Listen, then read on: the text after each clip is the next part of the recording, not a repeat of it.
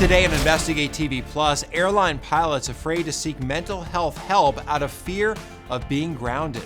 I'm Lee Zurich. And I'm Tisha Powell. We take an in-depth look at a growing crisis as government policies encourage what some call a culture of secrecy in the aviation industry.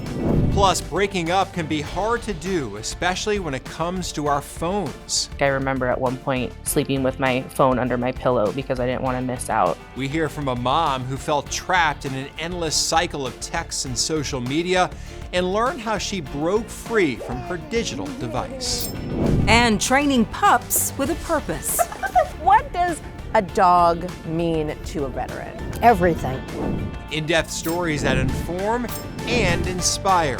You're watching Investigate TV Plus. Apollo 11 pilot Buzz Aldrin once said, "Fighter pilots have ice in their veins. They don't have emotions, they think, anticipate." Some of the same could be said for airline pilots whose decisions impact the safety of countless passengers every day. From long lines at security to bumps that can happen once you're off the ground, for many of us, the thought of flying can be stress-inducing. But for some pilots, they often keep the stress of their job or personal lives to themselves out of fear of losing their wings. One study reported nearly 27% of pilots acknowledged withholding information about their mental health, and 56% avoided accessing needed health care out of fear of losing their medical certificate. We take a look at the stigma that some say has led to a culture of silence among pilots and the efforts to break down the barriers for aviators to get help for mental health. October 22nd, 2023. Yes, we need law enforcement. Alaska Airlines Flight 2059 from Everett, Washington to San Francisco diverts to Portland, Oregon after an unthinkable mid-flight incident. What was the highest level that occurred? It escalated to a 4. A level 4 threat, the highest possible, signifying a breach in the flight deck. That threat from a man who Alaska Airlines said had clearance to be inside the cockpit. It seems like he settled down as soon as he, after one moment of going a little bit overboard. Court documents allege off-duty Alaska Airlines pilot Joseph Emerson was riding in the cockpit jump seat when he said, quote, "I'm not okay," and attempted to crash the plane by shutting off its engines. In a statement, Alaska Airlines said engine power was not lost, and the captain and first officer responded quickly. The flight crew relayed updates to the ground as the harrowing situation was de-escalated. Threat is now in the back of the airplane, so we're reduced on the threat level. According to court documents, Emerson told federal investigators he believed he had a nervous breakdown. He also admitted to police he had been dealing with depression and had not slept in 40 hours. He also talked about trying psychedelic mushrooms for the first time. And so this can result. University of North Dakota neurologist Dr. William Hoffman did not treat Emerson, but he says airline pilots face tremendous pressure on the job and often compartmentalize their personal life. The type of person who is willing to be at 35,000 feet and have complete responsibility for 250 people over the North Atlantic, and at any moment be ready for an engine failure, a hydraulic failure, a medical emergency, and a bad weather storm, may not be the same type of skill set that will easily raise their hand and say, you know what, I think I might need to step away to get some help. Dennis Tager, an American Airlines captain and a spokesperson for its pilots union, says pilots not only cope with high stress on the job, but a difficult lifestyle that often forces them to go at it alone. The pilot profession is really a lonely profession. It's a rewarding profession, but you're out on the road a lot. It puts stress on family and personal things that other professions, many of them don't have. It's always been that way. We don't talk much about it, but we know internally that stress. A culture of silence that research shows is fueled by fear of losing their wings if they speak out about their mental health. A 2016 study published by the National Institutes of Health found hundreds of airline pilots are managing depressive symptoms and possibly afraid to seek treatment due to the fear of negative career impacts. Pilot and former NTSB Vice Chairman Bruce Landsberg echoed those concerns during an NTSB panel discussion on pilot mental health in December of 2023. Our son lost his life due to post-traumatic stress. So I understand this firsthand. I'm also an active pilot, have been for much longer than I will admit to. But I voluntarily grounded myself and took advantage of some counseling. Did I report this to the FAA? No, I did not. The FAA says it relies on pilots to self-report any mental health issues on their medical certification form, which an aviation medical examiner will consider when deciding whether to allow a pilot in the cockpit. In a video statement posted on its YouTube channel, Federal Air Surgeon Dr. Susan Northrup says the agency is trying to remove stigma from encouraging pilots to open up about their mental health. Through our educational and outreach efforts, we have attempted to dispel the myths. A mental health diagnosis is not a career ender. Bipolar disease, personality disorder, psychosis, and substance use disorder automatically bar a pilot from obtaining a medical certificate. The FAA adds it updated its guidelines in May 2024 to allow pilots to be treated with Cymbalta, Effexor, and Pristiq, all medications that doctors say can be used to treat anxiety and depression. In his research, Dr. Hoffman found the decision to open up about their mental health versus the potential financial losses of losing their wings and significantly impact pilots. This paradigm can at times leave some pilots weighing the risks of stepping away or disclosing health information against the risks to their career. How bad does mild anxiety need to be for the potential walking away from flying for 6 months or longer? As for Joseph Emerson, Alaska Airlines confirmed he completed his FAA medical certifications, and at no point were his certifications denied, suspended, or revoked. Emerson was relieved of his duties at Alaska Airlines and was criminally charged, but he pleaded not guilty and was set free on bond in December of 2023. Emerson's wife Sarah told reporters she believes one good thing could result from her husband's case. I'm saddened that this situation had to happen to my husband and to these people that it affected, but I know that this has created a movement and momentum to help thousands of other pilots. We reached out to the FAA, who said it couldn't comment on Emerson's case. The agency did tell us it's committed to prioritizing the mental health of pilots, and it created the Aviation Rulemaking Committee, or ARC, to address this issue. In April 2024, ARC released 24 recommendations, including creating a non-punitive pathway for disclosing mental health conditions and treatments. The FAA will determine the next steps after reviewing those recommendations. Still to come, the importance of mentoring young men of color. We check out a unique program inspiring the next generation of Black and brown leaders by taking them out of the classroom. But first, a mother shares her struggle with screen addiction. I don't want to be a parent who's always on my phone. In hopes of helping others who may have trouble disconnecting, the warning signs your phone use may be a problem, and the steps to initiating your own digital detox. You can watch Investigate TV Plus anytime online. Just subscribe to our YouTube channel at Investigate TV. You can catch stories and full episodes.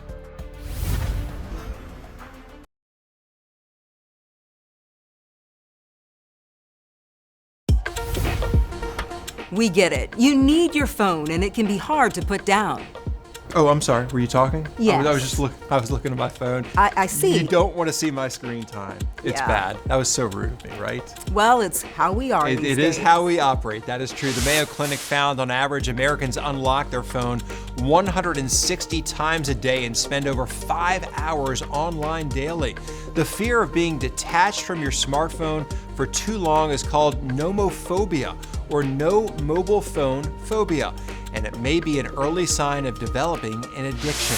A mother in Portland, Oregon recognized her nomophobia after receiving a shocking notification from her own phone. Reporter Nora Hart explores screen addiction and some of the steps you can take to break free.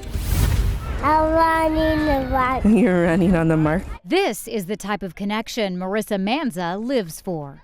Holding her 2-year-old son's hand and seeing his sweet face light up when he goes down the slide. And it's something she now mindfully embraces on a regular basis. after struggling with what she admits was a hardwired addiction to technology. And I remember one day looking at my phone and seeing that the screen time was at 10 hours daily. And I was just thinking, like, that is almost half my day and like most of my waking time. And that's really disturbing. Marissa acknowledges the irony of it all, that she was chasing a sense of connection every time she reached for her phone, but it was a chase with no end. Like I go from like Facebook to Instagram to personal email to work email, maybe like a dating app every once in a while, and then just like it's a loop. So that's my weakness, is getting stuck in the loop. Marissa says her phone use impacted everything from her concentration to her sleep and the stress of feeling like she always had to be plugged in. I think I noticed a huge increase in anxiety. Also the pressure to feel like I always had to be available. Like I remember at one point sleeping with my phone under my pillow because I didn't want to miss out on being needed from my friends or family. In a world of constant connection, turning your phone off or even silencing it can be anxiety-inducing. I feel like the addictive voice in the tech usage world was so strong that I never made shifts that were sustainable. But then when I got pregnant, I was like, okay, I really need to figure this out. Like, I don't want to be a parent who's always on my phone. But to be that role model for her son, she knew she had to establish some new healthy habits. And she says it started with identifying her why. Why do I want to be on my phone less? What could my life look like if I wasn't addicted to my phone? Thankfully, Marissa didn't have to answer those questions alone. In fact, she's one of many who have gone through undivided mindfulness workshops in Portland, led by Olivia Ashton, with the goal of breaking free from tech addiction.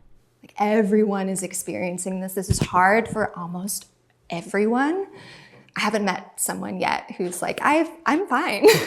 I have a completely perfect relationship with my device with no effort. Olivia not only teaches about the benefits of disconnecting, she lives it. I utilize out of sight, out of mind, and insight in mind. I take that very literally. If technology is right in front of us, we're more likely to use it because we're seeing it like, oh yeah, of course, I forgot I wanted to go order that on Amazon.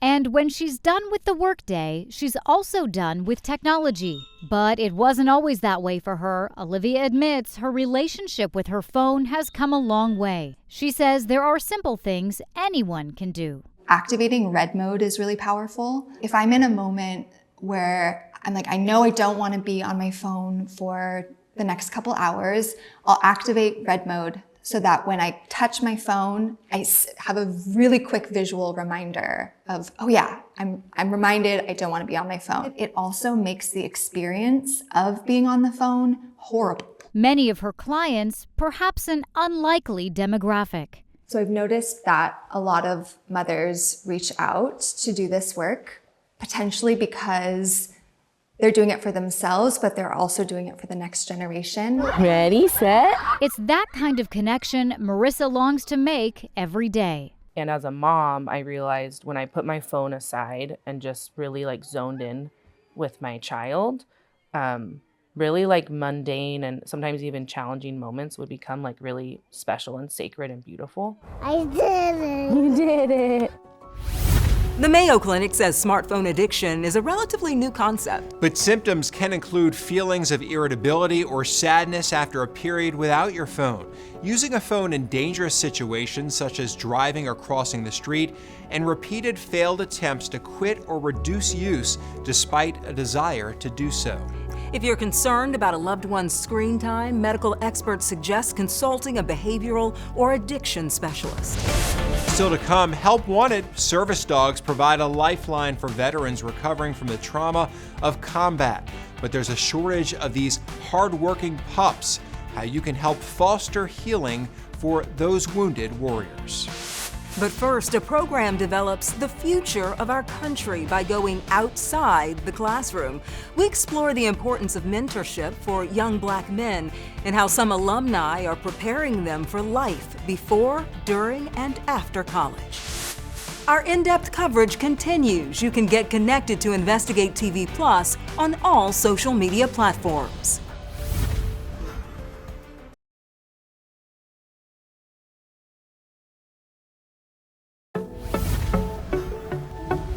A mentor mentor is considered a trusted counselor who provides support for a young person. And most importantly, a mentor is someone they aspire to one day be like. In addition to providing positive role models, Black men who are mentors can also help young men of color in a range of areas, including academics, social and emotional well-being, mental health, and preventing risky behavior.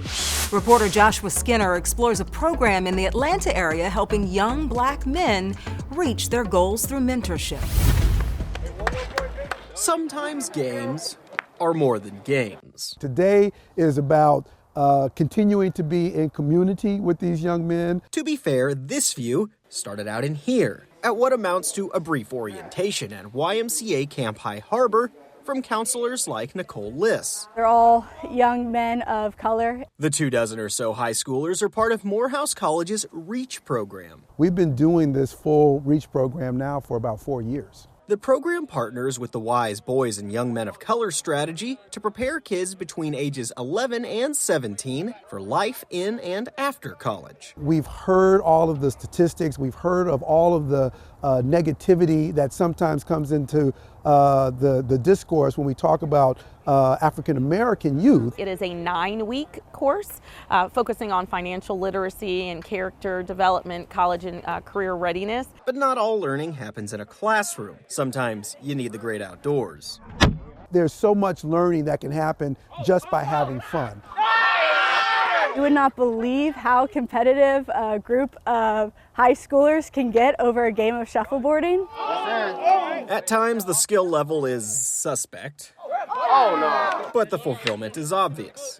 We always want to include people from all walks of life into our mission. So as these kids transition into young men, whether it's REACH or the Y, what are we truly doing intentionally to provide access to all? It's all about helping the next generation of Black and brown leaders find their route. It's really about love and caring.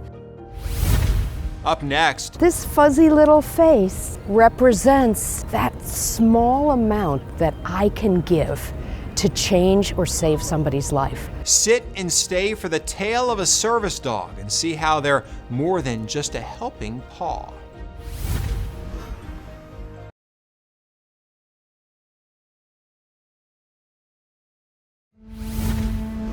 The price of war is costly. The Department of Veterans Affairs says 1 in 3 veterans come home with substantial mental health challenges, including post-traumatic stress disorder, and 30% have disabilities because of their service. For those wounded warriors, a service dog can mean the difference between life and death. But it takes an average of 1 to 2 years to train a service dog, and people in need may have to wait up to 5 years before getting their dog. There's also a great need for those protective pups, but not enough service dogs to go around. Reporter Deborah Alfarone shows us how you can help change that. Don't let his extreme cuteness fool you. This little guy has a serious mission. He's learning to save lives. What does a dog mean to a veteran? Everything. She gave me my life back. She really did. Veteran Scott King has had 16 surgeries. He has hearing loss and PTSD. His service dog Twinsy can respond to 60 commands. So when I'm experiencing PTSD attacks, the majority of the time it's when I'm sleeping at night. And so she will climb up and lay across my chest, and then she'll start licking my face, and that wakes me up. I'm no longer overseas. But veterans who need a fuzzy first responder like Twinsy may have to wait up to 2 years. This life-saving lab mix came from a nonprofit called Canine Companions. All we need is 400 volunteers to raise a puppy like Pilot, and our job will be done. Andrea McCarran is a 6-time volunteer service dog raiser. Pilot is the furry face of a brand new nationwide partnership between Canine Companions and Penn Fed Foundation. This is not an easy job, and you've raised 6. It is so challenging because I'm a volunteer. But wait till you see the reaction of strangers when they see a puppy wearing a future service dog vest and they learn about his mission. I meet people every single day I would never meet otherwise because of Pilot, right? You're a good boy. Isn't he a good boy? Well, thank you for helping and welcome. You're welcome. Enjoy your trip. Pilot went to live with Andrea at 8 weeks old. He'll be by her side until he's 18 months. A volunteer puppy raiser's primary mission is socialization. Then he embarks on 6 months of professional service dog training. They learn to turn on and off light switches. They learn to do nightmare interruption, where they will interrupt a veteran suffering for night terrors. They can fetch a medicine bag. They can fetch a cane. They do whatever they're needed to do, which is astonishing. It costs upwards of $50,000 to raise and train each service dog. Veterans like Scott get their life-saving companion for free, thanks to the generosity of donors like PenFed and others. If it weren't for her, I wouldn't be here today with you. For the most part, be at home. Pilot, sit. Yes. What does this guy mean to you? Pilot is my heart. This fuzzy little face represents that small amount that I can give to change or save somebody's life. A selfless act bringing smiles and kisses. Kisses for me? Oh, thank you. To support those who gave so much for our freedom. Canine Companions has provided more than 8,000 highly trained service dogs to those in need. Canine Companions is working with Duke University to increase the supply of service dogs. The Duke Puppy Kindergarten raises puppies from Canine Companions from 8 to 20 weeks of age. Undergraduate students run puppies through a range of tests, which helps identify the pups who are most likely to graduate to assistance dogs. If you want to find out about becoming a volunteer puppy raiser, head to canine.org. And that's it for us on Investigate TV Plus. I'm Lee Zurich. And I'm Tisha Powell. Thanks for watching.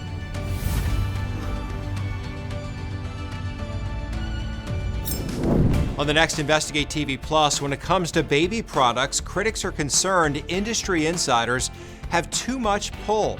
I just really struggle with the conflict of interest of people who are making these decisions. We examine safety standards and why at least one member of the government is calling for an investigation.